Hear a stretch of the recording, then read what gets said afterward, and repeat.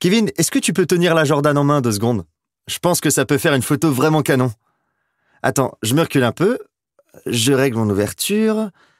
Tu peux te décaler légèrement pour te mettre dans la lumière? Ne bouge plus. Parfait.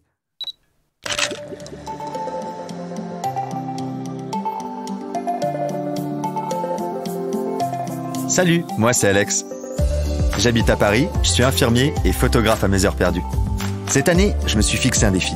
Partir un maximum à l'aventure à moins de 2 heures de chez moi. Et de tous les endroits que j'ai visités, il y en a un qui m'a vraiment marqué, c'est le Val-de-Loire. Seul, avec des potes ou en amoureux, je me laisse guider par les paysages, les rencontres et mes envies du moment. Dans ce podcast, je revis avec vous mes plus beaux souvenirs d'escapade. Une photo à la fois.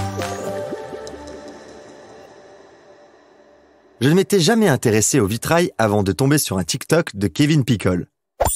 Kevin est un créateur nouvelle génération qui a envie de bousculer les codes de son art. Il crée des pièces uniques que tu ne verras jamais ailleurs. Cet artisan verrier installé à Chartres est un fan inconditionnel de sneakers depuis l'enfance.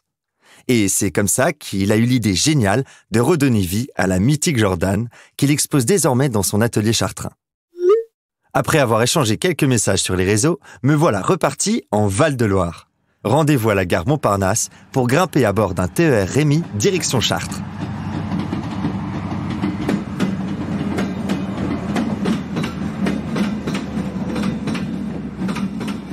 Depuis Paris, il faut environ 1 heure pour rejoindre la capitale du vitrail. Kevin m'accueille dans son petit atelier familial situé rue du Bourgneuf. L'atelier a été créé en 82 donc par mon père et moi je suis arrivé donc il y a 24 ans. Ça fait 24 ans qu'on travaille ensemble. On a 2 techniques qui peuvent se rejoindre, dont le vitrail, donc vitrail traditionnel qui existe depuis le 9e siècle du côté de Strasbourg. Et ensuite on a les techniques de verre fusionné qui sont beaucoup plus récentes, qui datent d'il y a une 40aine d'années. Ça consiste à assembler un ensemble de pièces mais sans plomb par le biais d'une cuisson. Donc à 830 degrés pendant 24 heures, où on calcule montée et également descente en température pour éviter tout choc thermique. Après, on peut s'amuser également à faire différents graphismes dans le verre. Et également, on fait quelques collaborations avec des artistes du monde du street art quand justement ils veulent retrouver leur motif, mais avec cette luminosité, cette transparence qui apporte le vitrail. Donc là, on a la table de peinture. Après, à peine débarqué chez Kevin, il me propose de faire une visite de son atelier. C'est une grande première pour moi. En vrai, je n'avais strictement aucune idée de ce qu'était le métier de verrier avant d'atterrir à l'atelier Picole. Kevin est un grand spécialiste de la rénovation de vitraux dans les églises ou chez les particuliers. Mais il crée aussi de nouveaux projets imaginés de toutes pièces, du dessin des plans à la coloration du verre, en passant par la cuisson et l'assemblage.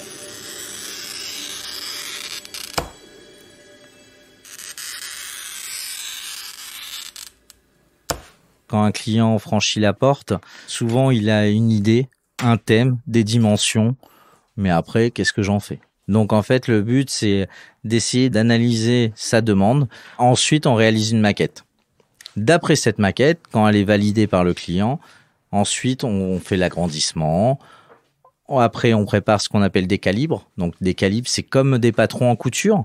C'est pour qu'on ait la forme exacte. Ces calibres sont découpés avec un ciseau qui est bien particulier à notre profession, qui s'appelle un ciseau à 3 lames.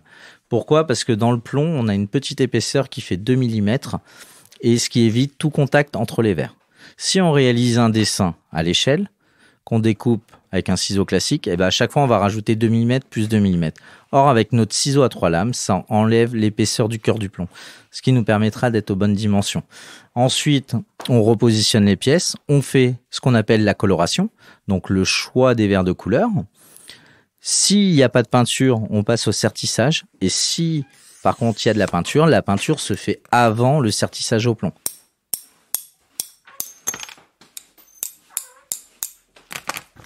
Avec Kevin, j'ai appris que les artisans verriers adoraient la grisaille. Bah ouais, c'est bien connu. Vitrail rime avec ciel gris. Pardon, j'arrête mes blagues. En fait, la grisaille, c'est la peinture qui sert à colorer le vitrail et elle a une particularité. Elle a un côté opaque. Si tu te balades à l'extérieur de la cathédrale de Chartres, tu auras certainement l'impression que les vitraux sont ternes. Limite, il leur faudrait un petit coup de nettoyage. Mais en fait, non. Pour que la magie opère, il faut pousser la porte de la cathédrale. Il faut rentrer à l'intérieur de l'édifice pour qu'il y ait cette projection de l'arrière. Il faut toujours que la lumière soit plus forte à l'arrière du vitrail que de face. Donc on a ce qu'on appelle le trait. Donc le trait, ça consiste à faire, par exemple, quand on voit un visage, tout ce qui est les yeux, le menton, les cheveux. Ensuite, on passe au modelé. Le modelé, c'est jouer avec l'ombre et la lumière. Donc ça consiste à reprendre de la grisaille, cette fois un peu plus diluée, étirer cette peinture et ensuite, avant de la recuire, à l'endroit où on veut que la lumière réapparaisse, on va faire ce qu'on appelle un enlevé. Donc on va venir gratter à l'endroit où on veut que ça redevienne transparent. Et là, c'est recuit donc à 650 degrés pendant encore 12 heures.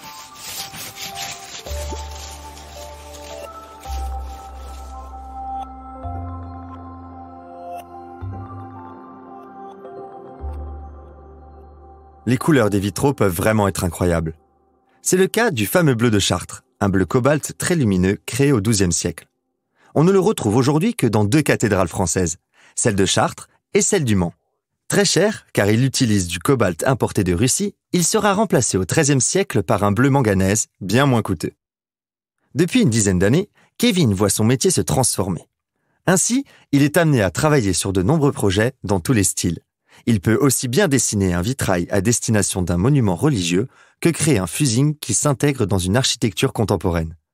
Ce que Kevin aime le plus, c'est le mélange des techniques et des époques. C'est d'ailleurs ce qu'il a voulu expérimenter en créant sa fameuse Jordan. Bah voilà Alex, la Jordan que tu as vue sur TikTok, c'est une pièce, c'est un peu notre marque de fabrique, façon de parler, mais c'est un mélange en fait des techniques. C'est-à-dire que c'est un mélange vraiment de fusion de verre, on en a parlé, donc c'est des cuissons à 850 degrés, de peinture et également de thermoformage, parce que là, toutes les pièces incolores, en fait, c'est avec l'empreinte de vraies chaussures. Et donc ensuite, les pièces ont été serties de plomb, donc en technique traditionnelle. La pièce centrale, donc la Jordan, en fait, c'est une pièce donc qui a été fusionnée. Donc c'est un support de verre incolore. On découpe nos morceaux de verre qu'on positionne dessus. On a une première cuisson donc à 830 degrés pendant 24 heures. Cette cuisson doit être maîtrisée. On doit monter en température, mais également descendre en température pour éviter tout choc thermique. Ensuite, on a récupéré la pièce. On a appliqué ce qu'on appelle la grisaille. Donc, c'est la même peinture qui est utilisée pour le vitrail traditionnel. Ensuite, on recuit à 650 degrés. Donc, une cuisson d'environ 1 heure en montée et 11 heures de refroidissement. Et donc là, sur les pièces incolores, on s'est amusé donc à jouer avec l'effet de texture. C'est-à-dire que dans le four, on a ce qu'on appelle un séparateur, c'est un genre de plâtre. Dans ce séparateur, on a mis une chaussure.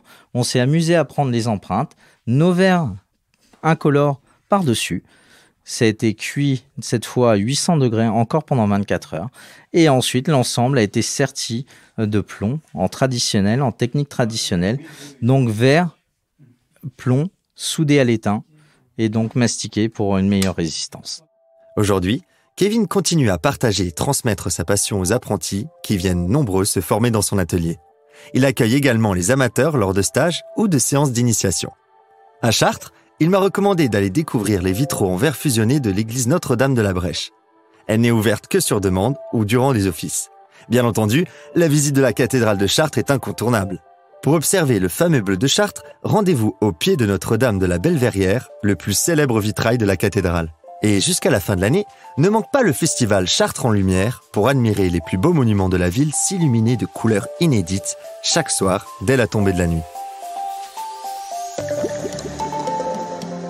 Vous venez d'écouter Un instantané du Val-de-Loire, un podcast du Comité régional du tourisme du Centre Val-de-Loire. Pour découvrir l'invité, les photos d'Alex et les coulisses de ce podcast réalisé avec Aparté Studio, rendez-vous dans la description. Cet épisode a été écrit et réalisé par Cécile Lombardi et Paul Angèle. Il est mixé par Thibaut Focard. Quentin Lenz incarne le personnage d'Alex et Bastien Nicolai a réalisé les prises de son en studio. On se retrouve dans 2 semaines dans un nouvel épisode. À bientôt!